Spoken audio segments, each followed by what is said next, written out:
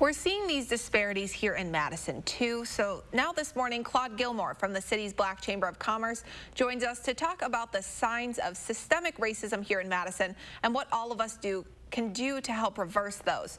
Good morning, Claude. I don't know how much of that previous story you heard, but we were talking earlier. This is really an intersection of both a health crisis and an economic crisis. What's been the most difficult part for our Black community?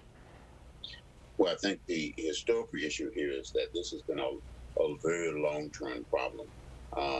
We recently celebrated Juneteenth Day, and that was a day of the freedom of the slaves that was notified, but it was really not free because after that there was continued codification of indentured servitude and Jim Crow laws that really kept Black people in a very, very subservient position.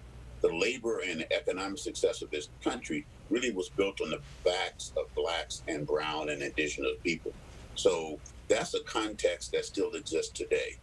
What is happening, and you are correct, that the dual situation with the pandemic and the recent murders of George Floyd, Rashard Brooks, Breonna Taylor, Ahmaud Arbery, and even the recent attacks of the young sister Althea Bernstein really brought a stark reality that the public could see for themselves, the reality both visually and viscerally, the pain and injustice of systemic racism.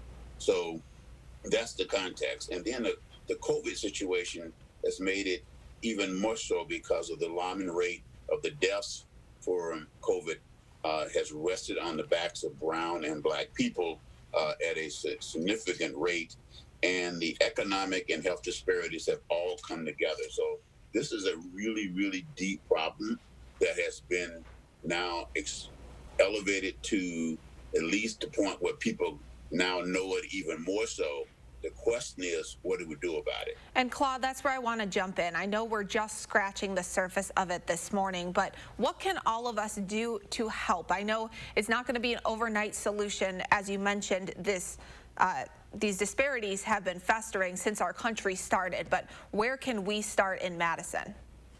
Well, we can start by really changing the way we approach this situation. The key is going to be trust. We need trust, we need authenticity, realness, and we need transparency.